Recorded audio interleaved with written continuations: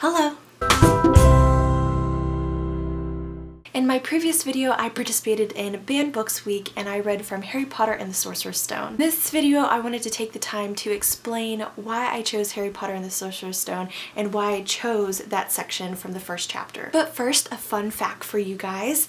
The Harry Potter series has held the #1 position in the top 100 American Library Association's Banned or Challenged Books list. The Harry Potter series was the first book or series in which I experienced a book being banned or challenged by parents or the community. I was 11 years old when the Harry Potter fanatic fandom hit the US and my parents bought me the first copy, Sorcerer's Stone. My parents had originally purchased this book for me with the thought that it was similar to the Chronicles of Narnia, which if you know anything about the series, it does have a Christian undertone meaning. However, when the uproar happened and everybody started claiming that it was just about witchcraft and it had evil things in it, then they started to second guess themselves. I did end up having to have the book taken away from me. Now, before you get angry with my parents, there's a point that I think needs to be spoken about. I believe parents have the right to decide whether or not their child is ready to read a book because they're the parents, they're the person raising that child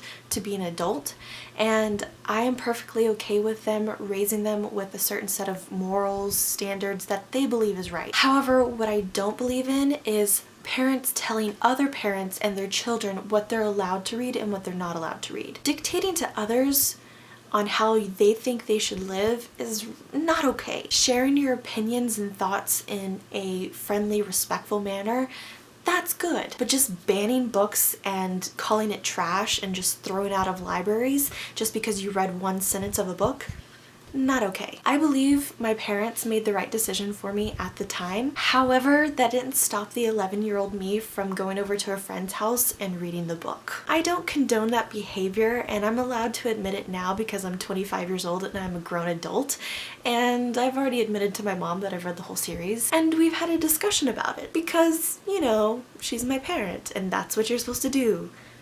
Parent the child. Discussions are great. Talk with your child. It bonds you and you educate each other. So on that note, I did have the book taken away from me, and yes, I still read the series over at friend's house. So yeah. But I was in London, England when the 7th book came out and it was amazing. And I do have to say, I do remember the 11-year-old me really not understanding why I couldn't read a book. My parents talked about magic and witchcraft and I didn't understand why I couldn't read this book series, but I could watch the Disney movies where there was tons of magic. I mean, you have Jafar from Aladdin, or the genie from Aladdin. You have Ariel and Ursula. You have the fairy godmother from Cinderella.